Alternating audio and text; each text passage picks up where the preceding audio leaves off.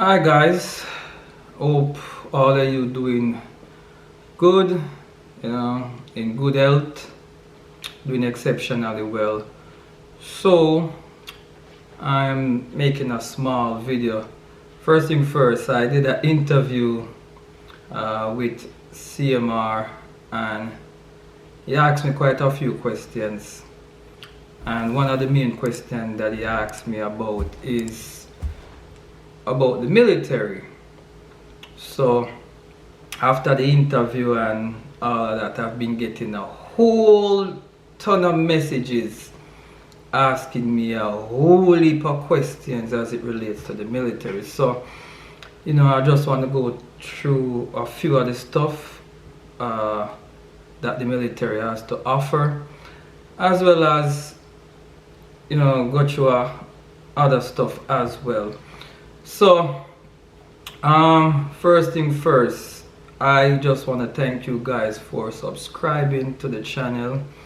I really do appreciate it, and thanks again to CMR for the interview, because that interview opens up a lot of doors for a lot of folks who didn't know much about the army and what the army has to offer. So with all of that, don't say anything if you see me I look down, because I use the computer to look at quite a few messages and answer them accordingly. Most of the messages that's here is asking about the military. So one of the questions is that I have a son that's 20-year-old, and what would you recommend? Should he join the Army, the Navy, or the Air Force? And honestly, I joined the Army, and I would not say your son should join the Army or what. But what he can do is basically reach out to a recruiter. But before he even do that, do some research and see which one of the field would be better for him, whether it want to be the Army, the Navy, the Air Force, or the Marines. So he have to do a little bit of research and see which one falls better for him, because honestly, I'm not going to downplay any of them, because all of them good. It's just that some of them just do things in a different way, then do them thing kind of strategic. Yeah, I can't really talk about the Army itself. So the next question is that, what are some of the benefits that the military has to offer? Well, the military has a lot of benefits. Some of them I can't even talk off of the top of my head. But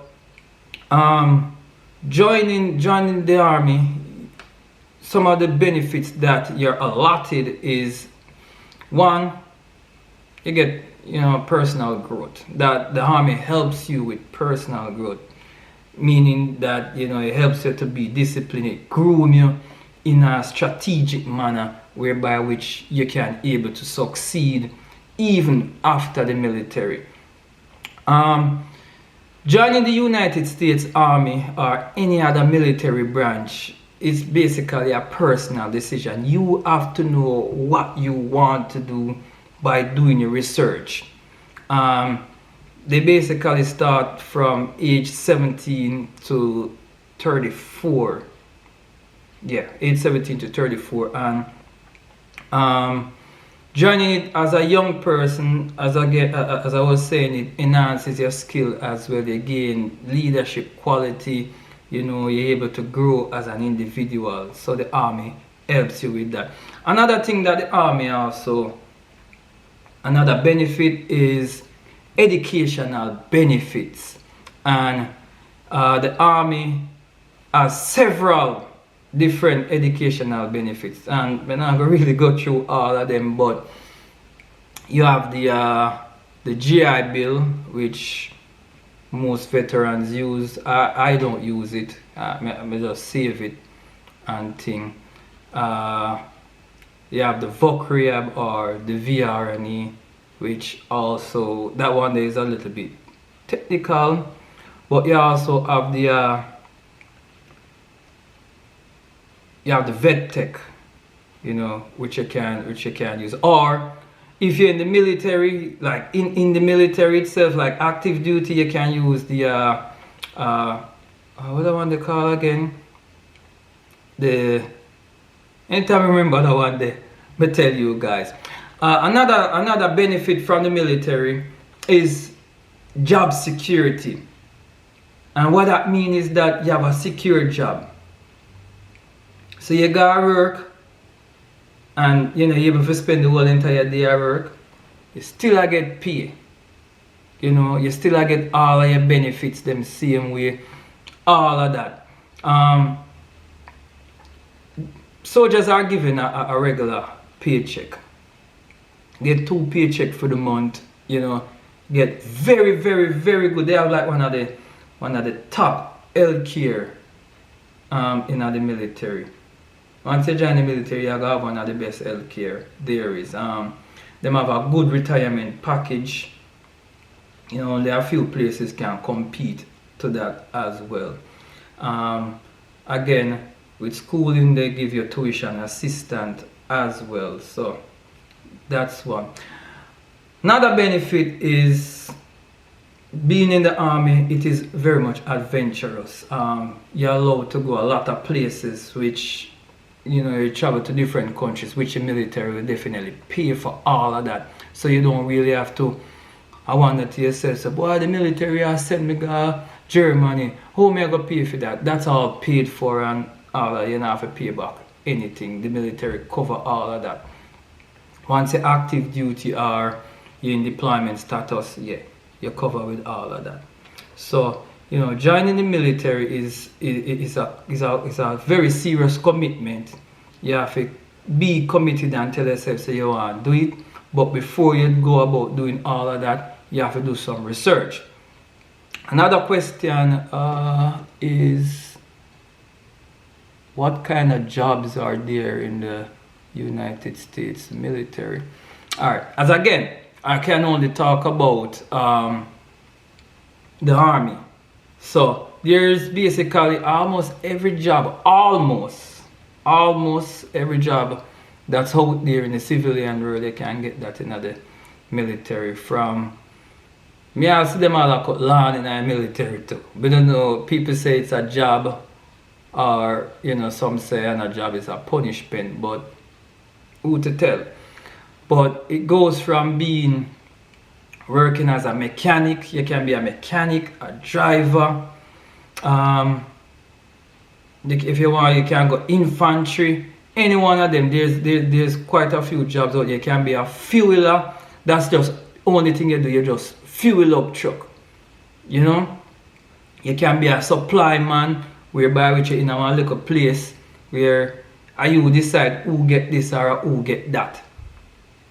So there are the amount of jobs that's out there in the military, I can't even name them off at the top of my head. So again, you know, you have to go up on the army website.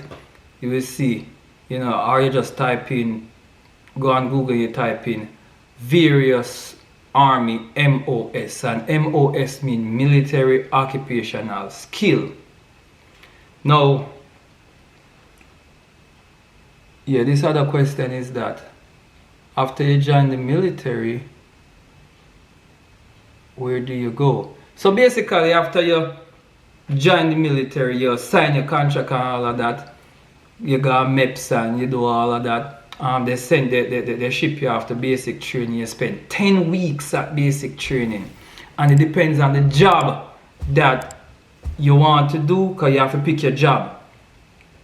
After you do the 10 weeks, then you go another duty station or another training station to conduct your MOS training. So you go to school to learn your job. So it's called MOS, Military Occupational Skills. So some school, my MOS was 13 Bravo, and I spent what? 6 weeks, 5 to 6 weeks training. So after that, everything else that I learned was basically on the job itself. So this question is that, as a Jamaican, how can you be eligible to join the United States Army? Alright, so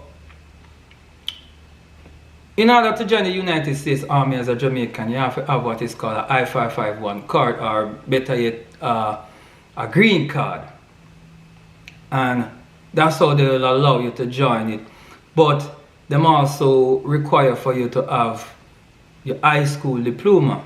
If you don't have a high school diploma, you can go do the GED, pass the GED, and use the GED to get into the military. And you have to meet certain requirements, as again, you have to be between the age of 17 to 34, and that's for active duty. So, yeah, active duty. And you have a high school diploma or something that is equivalent to a high school diploma. You have to be in physical, your body is in good physical shape. Not necessarily means you have to go out and work out and do your exercise and whatever. No, just mean that you don't have no bag of broken bone and none of them stuff there. And them still have waivers for all of them stuff there because the retention level has dropped. So if you check the statistics, it's like only 1% of Americans who join the army, and most of who join the army, they are immigrants. When you check it, you will see. What again? After that, you contact a recruiter. After contacting a recruiter, then we basically walk you through the steps and what you need to do. And after them walk you through the steps, they prepare you to do what is called the ASVAB. ASVAB. Can't ever pronounce that word there. ASVAB. That's ASVAB. What is that? It's the Army Service Vocational Aptitude Battery. That are the tests. Not really hard. Grade 9 level thing, because I did it and I never studied nothing. You just go and do it and pass it. So, it's basically dummy proof. What happened from there? So after you pass the ASVAB, there's another question will come up. Yeah, after you pass the ASVAB and all of that, that's when things start, progress and start move forward. As I said again, somebody else asked about basic training. As I said again, basic training is 10 weeks. So after 10 weeks, you're done with basic training, you go and you learn your job. So that's just basically that for the army. My advice to Jamaicans, as I say, I love Jamaicans. Love on a bad. I'll do anything for help out. Not only Jamaicans, I love everybody in the world, but Jamaica, I am from. If you get the opportunity to come here, because people do ask, and there's a question here. If you do get the opportunity to come here into America, what would you do? What are some of your options? For me, I chose the military. Why? Because it is stable. The pay may not be the amount of money that you want, but it can help you to uplift yourself and progress from there. When I came here, never have no subject, I never have anything like that, but I was able to go back to school while I was in the military, and I never pay for it. I never pay for it, honestly. I don't pay for none of my schooling, I have not paid for any of my schooling. The military pay for all of that, and a lot of stuff the military has paid for. So I'm very much grateful for the military. So if you can take that little leap of faith there. You take that little leap of faith there, and you know, do 3 years and see where it goes. And if you like the 3 years, you probably can do another 3. As I say, it's not bad. You know, there are ups and downs everywhere you go. Every organization, you're going to have ups and downs, but it's nothing hard that you cannot overcome. Just follow the rules, the regulations, and you should be okay. Another question that was asked: Can I join the military from Jamaica? No, you can't unless you have a green card. So if you're here in America, you don't have any of that, just kind of sort out that, and you know, reach out to me and we can guide you as it relates to what you can do. And some recruiters will quick for try to get you into the system, but if you reach out to me, I can help you and tell you, say, look, what the recruiter tell you, he not tell you the full 100, or when I tell you, yeah, go like that. There are other stuff that I kind of dip my hands in, and I kind of dip my hand a little bit in the immigration aspect as well, because that's for another video. But yeah, we kind of can help out with that in a sense as well. So again, guys, if I didn't answer your question, just reach out back to me and we'll create another list, because this list I create was just for military persons or people who want to join the military. And again, you know, thanks again for subscribing. And always, guys, always remember, whatever you do in life, put God first. You cannot do anything in life without the master. The master is who is in control. Put everything before him, ask him for whatever you want, and he will provide that for you. And again, dreams without goals are just dreams. So whatever dreams you have, you need to have goals behind them.